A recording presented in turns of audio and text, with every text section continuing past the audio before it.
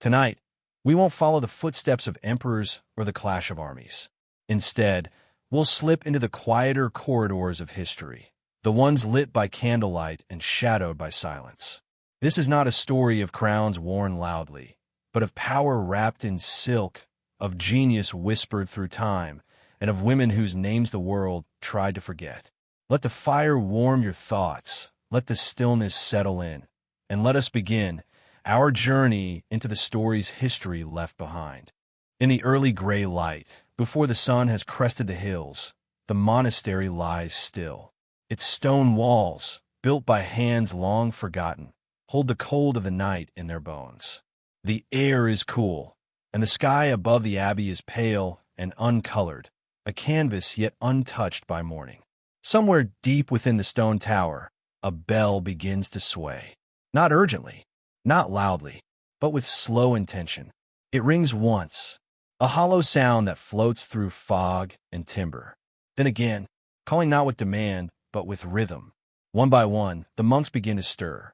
They rise without words. Wool blankets are folded without sound.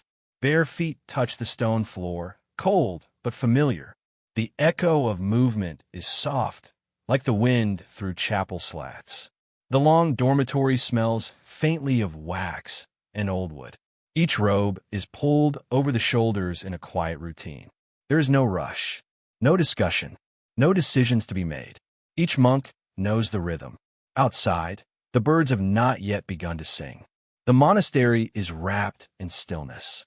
In a corner of the room, a novice kneels beside his cot, eyes closed, hands pressed together. Not in haste, not in fear, but in silence. The hallway leading to the chapel is long and narrow.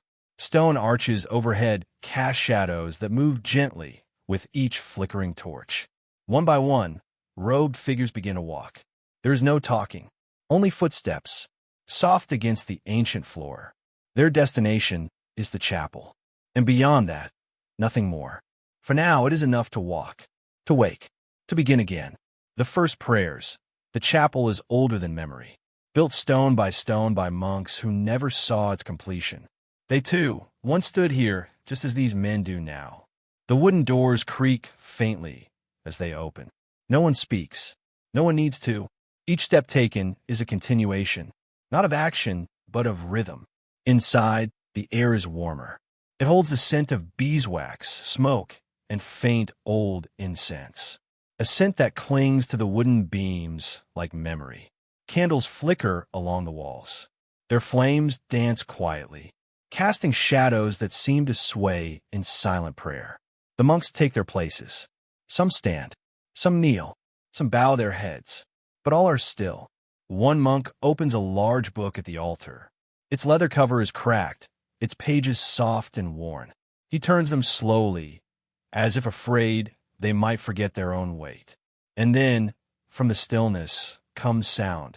Not loud, not sudden, just a single low chant, spreading gently like ripples in still water. The voices are not beautiful in the way a choir might be. They are plain, honest, woven together by habit, not performance. The words are Latin, ancient, repetitive, passed down not to inspire, but to remember. As they chant, the first hint of morning slips through the stained glass windows. A soft light, not gold, not warm, but pale and hesitant. It falls across the stone floor, touches the robes, paints color into the gray. And still they chant, line by line, call and response. No one louder than the other. No one is leading, no one behind. This is not the start of something. It is a continuation, a life not lived by moments, but by repetition. Outside, the mist begins to lift. Inside, the prayer goes on. Not urgent, not emotional, just steady as the sun begins to rise. The morning meal. The bells do not ring again. There's no need. The monks know the time, not by clocks, but by custom. They leave the chapel slowly. Their robes brush softly against stone walls. As they make their way to the refectory, the dining hall is long and narrow. Its walls are thick with time. Air is heavy with the scent of bread and smoke. A single window lets in the early light. It falls across the center table like a pale ribbon. There is no talking. The rule of silence is held. especially during meals. Every sound is quiet. The scrape of a bench, the soft clink of a spoon on a clay bowl, the rustle of fabric as someone sits. The food is simple. It always is. A thin barley porridge, still steaming from the large pot near the hearth. Brown bread, dense and a little stale. A small wedge of cheese, dry at the edges. One monk walks slowly between the tables, ladling broth into bowls with care, as if each scoop is a quiet act of devotion. Another pours water, warm from the fire, into cups made of clay, some chipped from years of use. Each monk eats slowly, mindfully. There is no rush. There is no distraction. Their eyes do not wander. Their hands move deliberately. For them, eating is not a break in the day. It is part of the prayer, another piece of the rhythm. Outside, the sun begins to rise higher. A golden hue creeps along the stone walls, bringing no excitement, only light. At the end of the hall, a novice pauses, crumbs on his robe. He brushes them away gently, then folds his napkin with careful fingers. When the bowls are empty, no one signals the end. They simply stand, in silence, and begin clearing, one step at a time. The room empties slowly. Traces of warmth remain. A cup is not yet dry, a bench left slightly ajar, and the faint smell of barley still drifted in the morning air. The scriptorium. After the morning meal, the monks begin their work. Not in haste, not in conversation, but in stillness. They enter the scriptorium, a long, narrow chamber that smells of ink and parchment. Dust floats gently in the filtered light as it pours in through the high, narrow windows. The desks are arranged in quiet rows, each with a candle, a quill, and a clean sheet of vellum. There is no leader, no assignment. Each monk knows where he left off. Each scroll, each verse, remembered like a breath. The work begins with silence. A feather quill is dipped slowly into a dark pot of iron gall ink. It's thick, sharp-smelling. It stains the fingers black and smells faintly of vinegar and rust. The monk begins to write. The Latin letters take shape one at a time, curved carefully to match those before them. Each stroke is a decision, each line a devotion. There is no hurry. The pace is not measured in pages, but in hours. The candle flickers beside the parchment, casting soft light over the gold edges of an illuminated letter. Sometimes a monk adds color, red, blue, or green, but never too much. Too much color distracts. Too much beauty disrupts. Their fingers are steady, their backs hunched, their eyes tired but accustomed. A quiet cough echoes, then silence again. In the corner, an older monk smooths a fresh piece of vellum, stretching it gently so it lies flat under his hands. He breathes slowly, then dips his quill once more. Scrolls are stored on shelves nearby, some half-finished. Others were wrapped in linen for safekeeping. Outside the scriptorium, the world moves on. Birds call, leaves fall, wind presses softly against the glass. But inside, time barely moves. Only the sound of ink scratching, paper rustling, and occasionally the whisper of a breath. Here, there is no noise, no need for change, only preservation and quiet. Tending the garden. When the hands grow tired from writing, the body finds its peace in movement. The monks step outside, not for escape, but for balance. The garden awaits, not grand, not wild, but orderly and full of purpose. Enclosed by low stone walls, it is a square of calm, carved into the world. The rows are straight, divided by narrow dirt paths. Each section is marked with a stone or stick to show what grows where. Rosemary, sage, mint, leeks, beans.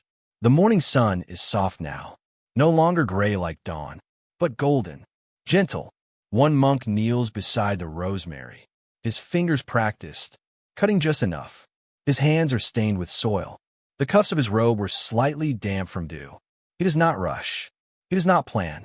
He simply moves, then pauses, then moves again. Elsewhere in the garden, another monk waters the parsley. He tilts the clay jug slowly, watching the stream fall over the leaves, darkening the earth. Bees hum nearby, drawn to lavender, to sage flowers, to stillness. No one speaks. The only sounds are footsteps, rustling leaves, the creak of a gate, the thud of a wooden basket settling on stone. Inside the basket, bundles of herbs, loosely tied with twine, soft and fragrant. They will be used later, in the kitchens, or crushed into oils, or dried and pressed between parchment. Even the wind here is quiet. It moves through the stalks of dill, tugging gently, as if not to disturb. And above the monastery, a single bell tolls, not to summon, not to alarm, just to mark another hour past. The monks return to their tasks, weeding, tending, listening. This is work, but not labor. It is part of the prayer, part of the rhythm. And as the sun climbs higher, the garden remains still, wrapped in peace, and the simple rustle of leaves. Evening reflection. The light fades slowly. There is no sunset to see, only the dimming of gold into gray, and the long stretch of shadows against the floor. The chapel is lit once more, not with daylight, but with flame. Candles are placed in iron sconces, along the walls, at the altar, in quiet corners.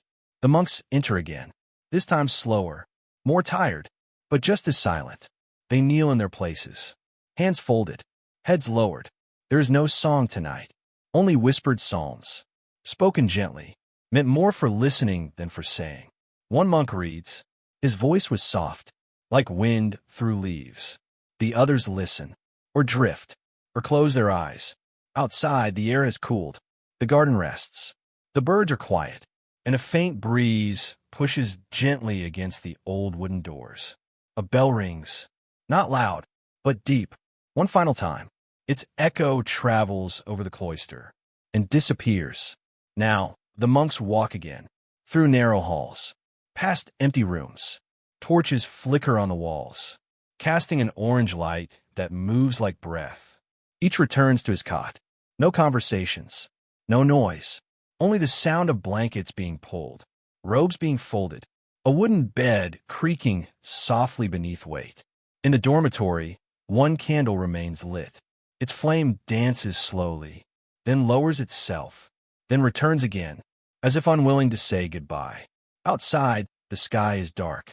The monastery walls stand still, and all is as it should be. No kings, no war, no celebration, just a rhythm, kept quietly, alive, unnoticed, and the slow, steady breath of those who chose silence.